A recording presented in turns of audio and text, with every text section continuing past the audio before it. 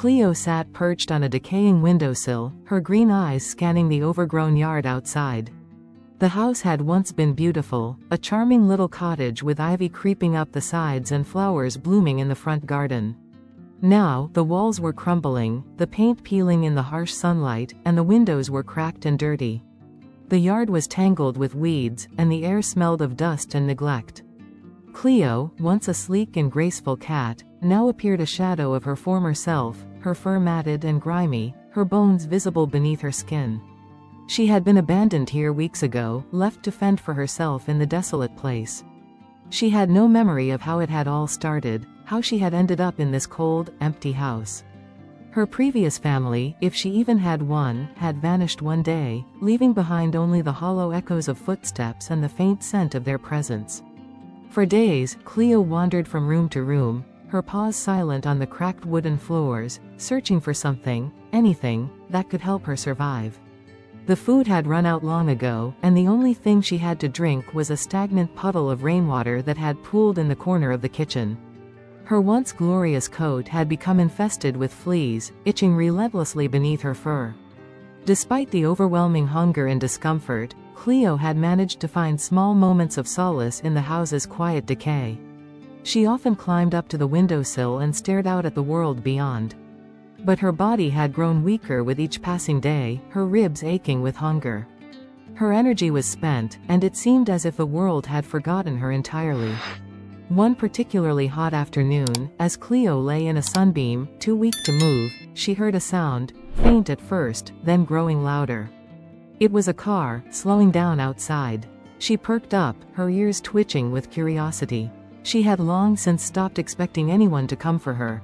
But the car had stopped, and soon there was the sound of footsteps approaching the front door. Cleo's heart raced in her chest. Could it be someone coming to rescue her? Or was it just another cruel trick of fate? The door creaked open, and Cleo's gaze flicked toward the source of the noise. A man stood in the doorway, his face partially obscured by a sun hat. He was tall, with kind eyes that quickly scanned the room. His expression softened when he saw her, and a look of sadness passed over his features. "Oh, you poor thing," he murmured, stepping forward slowly. "What have they done to you?" Cleo flinched instinctively, unsure whether to trust him. She had learned to be cautious in this forsaken house, where every sound, every movement could signal either salvation or danger. But the man knelt down, his movements gentle and non-threatening. He reached into his bag and pulled out a small can of cat food, opening it with a soft pop. The smell of the food reached Cleo's nose, and her stomach gave an involuntary lurch. She hadn't tasted anything but scraps for what felt like an eternity. With a tentative step, Cleo crept closer, her paws dragging weakly beneath her. The man held the can out to her, and as she hesitated for just a moment, he spoke again, his voice soothing and soft. "It's okay, little one. You're safe now." His words, though simple, carried a weight that Cleo couldn't ignore. She took another hesitant step, and then, driven by the hunger that gnawed at her insides, she stretched forward and took the first bite. The food was warm and rich, a stark contrast to the stale puddles she had been drinking. She devoured it quickly, barely aware of the man watching her with a mixture of concern and relief. As she finished the meal, Cleo looked up at him, her green eyes meeting his. There was something in his gaze, a promise. She could sense that he wasn't just here to feed her and leave. He was different. He cared. He stood up slowly, reaching into his bag again, this time pulling out a small medical kit. Cleo flinched as he moved toward her, but the man didn't approach hastily. He took a seat on the floor and began to unroll a soft towel. His voice was calm, almost as though he were speaking to a delicate creature. "I'm going to help you, all right? I know it's been a tough time for you. But you're not alone anymore." Cleo, too exhausted to resist, allowed him to clean the fleas from her fur, her body trembling from both relief and the ache of the attention. It took time, but the man was patient. When he finished, he gently stroked her fur, his fingers moving tenderly over her battered body. "Good girl," he whispered. It was the first time Cleo had heard those words in what felt like forever. The tenderness in his voice made her feel something she hadn't in a long time, hope. When the treatment was done, the man placed her into a soft carrier and gently lifted her. The sound of the door closing behind them was the sound of a new chapter beginning, one filled with possibility, and one that Cleo could not yet fully understand. As they drove away from the dilapidated house, Cleo lay quietly in the carrier, her exhausted body resting as she looked out the window. The house faded from view, its broken windows and crumbling walls becoming nothing more than a fading memory. Ahead of her was a new life, one filled with warmth, safety, and the chance to thrive once again. But for now, all Cleo could do was close her eyes, her heart pounding with cautious optimism. She was on her way to something better. The drive seemed to stretch on forever, with Cleo's eyes flicking from the window to the road beyond, watching the world change as they passed through small towns and quiet streets. Every now and then, she would hear the soft hum of the car's engine, a rhythmic sound that brought some comfort. But most of her attention was focused on the scent that filled the air inside the car. It was fresh, clean, something she hadn't smelled in what felt like an eternity. She didn't know where she was going, but the man who had rescued her seemed kind. She trusted him. Finally, after what felt like hours, the car slowed and turned into a narrow, tree-lined driveway. Cleo's curiosity stirred as she peered out from the carrier, her green eyes wide as she saw a small house nestled at the end of the lane. It was a far cry from the crumbling structure she had just left behind. The house was neat, its white walls bright against the greenery surrounding it. There was a lovely garden in the front, with colorful flowers in full bloom and a small fountain that tinkled gently in the breeze. It looked like a place where life thrived, where love and care were abundant. The car came to a stop, and the man opened the door to the passenger seat. Cleo tensed, unsure of what would happen next, but he was calm and steady, his hands gentle as he lifted her carrier out of the car. He smiled down at her, a warm, reassuring smile that made her feel a little more at ease. "Welcome home," he said softly. The words were strange to her. Home? She hadn't known a true home in so long. But as he carried her inside, she couldn't help but feel a flutter of something. Perhaps it was the start of hope, a feeling she hadn't dared to allow herself before. The man led her into a cozy living room, the soft lighting casting a warm glow over the space. There was a large sofa in the center, surrounded by potted plants and soft cushions. Shelves lined the walls, filled with books, knick-knacks, and framed pictures. It was a place that felt lived in. A place where memories had been made. He gently set Cleo's carrier down on the floor and opened the door. For a moment, Cleo stayed inside, her body still weak from the ordeal she had just been through. But then, slowly, she stepped out, her paws tentative on the soft carpet beneath her. She stretched her body, feeling the first real sense of comfort she had known in a long time. The air here smelled of warmth and safety, and there was a subtle sound of something peaceful. A wind chime outside tinkled gently in the breeze, and she could hear the faint hum of life in the distance, birds chirping, a lawnmower running in the yard next door. As she explored, Cleo began to notice little details around her. There were bowls of water and food set out on the floor, one of them with her name written on a small tag, Cleo. It felt strange, but at the same time, it was comforting. She didn't have to search for food anymore. It was there, waiting for her. The man sat down on the sofa, watching her with a soft smile. His eyes held a kindness she hadn't seen in anyone for so long. He reached into his pocket and pulled out a small toy, an orange ball with a bell inside. He rolled it across the floor toward her, and Cleo, still uncertain, watched it for a moment. Then, as if her instincts took over, she pounced. The bell jingled as she batted the ball across the room, and for the first time in what felt like ages, she felt the flicker of playfulness stir inside her. The man laughed, his voice light and full of joy. "That's the spirit, Cleo. You've still got it." Her ears perked up at the sound of his laughter, and despite her initial hesitance, Cleo found herself enjoying the game. It was a small thing, but it meant everything. She chased the ball again, and again, until she grew tired and flopped down on the soft rug, panting slightly but content. The man watched her closely, his expression thoughtful. He seemed to be waiting for something, as though he knew Cleo needed time to adjust to her new environment. And perhaps, in that moment, he was waiting for something else too, a sign that she was ready to begin the next phase of her journey. The sun was beginning to set, casting a warm golden glow over the room. Cleo, exhausted from the day's events, found a comfortable spot near the window, curling up on a cushioned chair. She looked out at the fading light, the sky turning hues of pink and purple. There was peace here, an unfamiliar peace, but one that felt like a promise of something better. As the man got up to leave the room, he turned to her one last time. "Rest, Cleo. You've had a rough day. Tomorrow, we'll start fresh."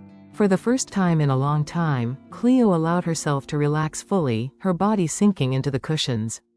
She closed her eyes and drifted off to sleep, her dreams filled with soft light, warmth, and a sense of belonging that she had never known before. The next morning, Cleo awoke to the smell of fresh coffee brewing and the sound of soft footsteps moving around the house. She stretched lazily, her muscles still stiff from the weeks of neglect, but there was a new energy in her bones, a sense that her life had begun to change. The man entered the room with a soft smile, his eyes gentle as they met hers. "Good morning, Cleo. Are you ready to explore your new home?" Her tail twitched as she looked up at him. She didn't know what the future held, but she felt something deep inside her, a flicker of excitement. This was the beginning of something new. And Cleo was ready to embrace it all. The days that followed were filled with discoveries, little joys, and the slow, steady process of healing. Cleo's life was no longer about survival, about scraping together the smallest morsels of food or hiding from the cold shadows of neglect. Here, in this warm, loving home, she was allowed to simply be. It didn't take long for Cleo to realize that her new family was not just the man who had rescued her, but a woman and 2 children who filled the house with laughter and light. The woman, who Cleo had learned was named Lily, was soft-spoken and kind. She often spoke to Cleo in gentle tones, stroking her fur when she came to sit beside her. The children, Emma, a curious girl of 10, and Ben, her younger brother at 7, were fascinated by Cleo from the moment they met her. Emma was the first to try to coax Cleo out of her shell, offering her little treats and a variety of toys.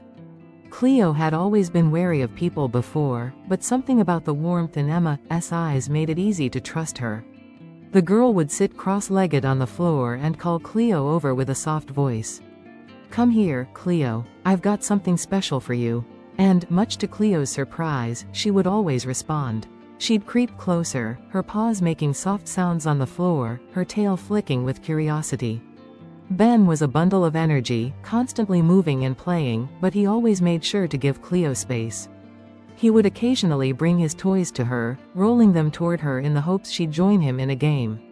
And eventually, Cleo did. She would bat at the balls with her paws, or sometimes, if she was feeling particularly playful, she would chase after the string that Ben liked to swing in the air. The sounds of their giggles filled the house, and Cleo, though still cautious, began to associate the children with happiness and care. The first real test of her recovery came when the family took her outside to the backyard. The man, whose name was Peter, had a small garden in the back with fruit trees, flowers, and a patch of soft grass where Cleo could explore. At first, she hesitated, her paws unsure as they touched the cool grass. But as she ventured further into the yard, the sunlight warming her coat and the breeze ruffling her fur, Cleo felt a sense of freedom she had never known before. The backyard became her kingdom, a place where she could stretch her legs and revel in the beauty of the world. She would often sit in the sun, watching the birds flit by, or lie in the cool grass as the wind rustled through the trees. Peter had set up a small, cushioned chair by the garden, and Cleo often found herself lounging there, her eyes half closed in contentment. She was the queen of this little domain, and no one ever disturbed her unless they were invited. But it wasn't just the backyard that became her kingdom, it was the entire house. As Cleo's strength grew, so did her confidence. She began to explore every room, investigating the corners of the house with her keen senses. She would dart in and out of the rooms, weaving between furniture, climbing onto windowsills, and curling up in sunbeams. The couch, once an intimidating expanse, became her favorite spot to relax. She would often nap there, watching the family go about their day with a regal air, knowing that she was safe. Cleo was not only regaining her health but her sense of independence and self-worth. She had a space where she was loved, where she could be herself without fear or hunger. The family adored her, and she responded with affection in her own way.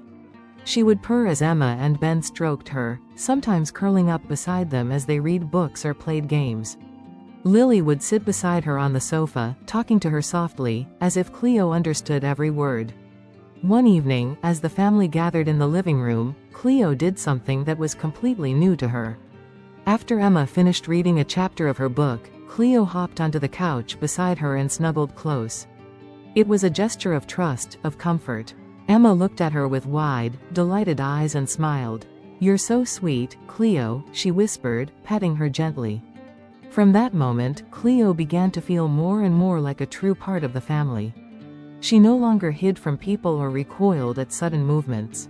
She would walk confidently through the rooms, tail held high, the picture of dignity and grace. The children and Peter began to joke that Cleo was the real head of the household, and perhaps they weren't too far off the mark. As the weeks passed, Cleo grew stronger, her fur softer and shinier than it had ever been. She had gained weight, her bones no longer sharp under her skin. Her eyes sparkled with life, and she radiated a quiet beauty that was impossible to ignore. The transformation was astonishing, not just physically, but emotionally as well. The frightened, malnourished cat that had once been left to fend for herself was now a confident, beloved companion. Cleo's relationship with Peter, in particular, deepened. He was often the one to sit with her when the world outside became too noisy, and she would curl up on his lap, purring contentedly as he stroked her fur. In return, Peter gave her the love and attention she needed, providing a steady and unspoken promise of care that never wavered. Cleo had come to realize that she was no longer just an abandoned cat, she was a cherished member of the family. One afternoon, as the sun began to set and the golden light filtered through the windows, Peter stood in the doorway of the living room, watching Cleo as she sat perched on her favorite windowsill. She looked out at the world beyond with a sense of calm that spoke of her newfound happiness. He smiled softly to himself. "She's found her place," he murmured, more to himself than anyone else. And it was true. Cleo had found her home, her family, and her kingdom. And in her heart, she knew one thing for sure: she was no longer the cat that had been abandoned in that cold, empty house. She was Cleo, the queen of this warm, loving home, and nothing would ever take that away from her.